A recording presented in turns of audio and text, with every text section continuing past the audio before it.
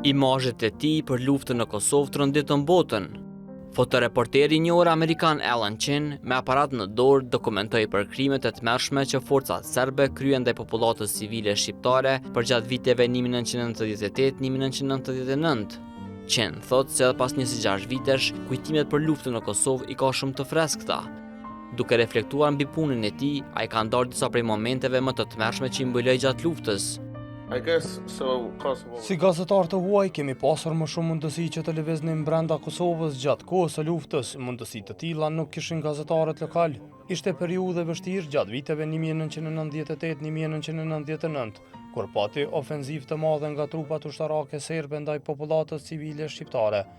Janë disa momente që nuk harrohen kurrë. E mboj mend kur një ushtar i ri UÇK-s u vra dhe familja e tij e përjetoi shumë rënd. Ishte edhe një moment tjetër prekës kur një 11 vjeçar u vra, sa ishte duke prerë drume të atin e tij. Ishte vetëm një djalë i vogël që u vra pa ndonjë arsye nga një snajperist serb. Të gjitha këto i kam dokumentuar përmes fotografive. Fotoreporteri amerikan kujton edhe një moment kur e ka fotografuar nga afër kriminalin serb Željko Ražnatović, i njohur me Novkon Arkani. Ai tregon se Arkanit nuk i ka pëlqyer prezenca e gazetarëve të huaj.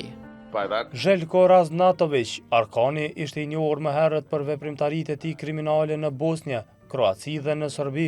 Gjatë asaj periudhe ai kishte një klub futbolli FK Obiliqi dhe erdhi për një vizitë në Prishtinë për të parë ndeshjen.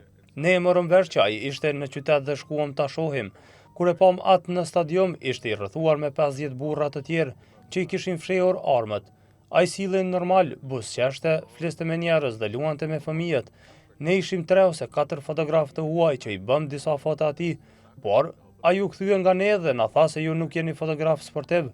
Arkanit nuk i pëlqeu prezenca jonë dhe na bëri me dije që të largoheshim sa më shpejt nga aty. Fotoreporteri i New York Times thotë se dokumentimi i krimeve të luftës nga gazetarët ndërkombëtar të rroqi vëmendjen e shteteve perëndimore për të ndërhyrë në Kosovë. Unë mendoj se ne u përpoqëm t'i bënim detyrat tona dhe u përpoqëm t'i dokumentonim krimet që po ndodhin në Kosovë. Ne gazetarët e huaj thjesht kemi prezantuar faktet nga terreni, pa mbajtur anë në luftë.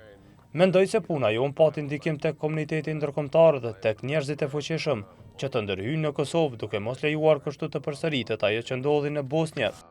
Gazeta prestigjioze New York Times e nominoi 2 herë fotoreporterin Chin për çmimin Pulitzer për mbulimin e konfliktit të Kosovës në 1999 dhe 2000.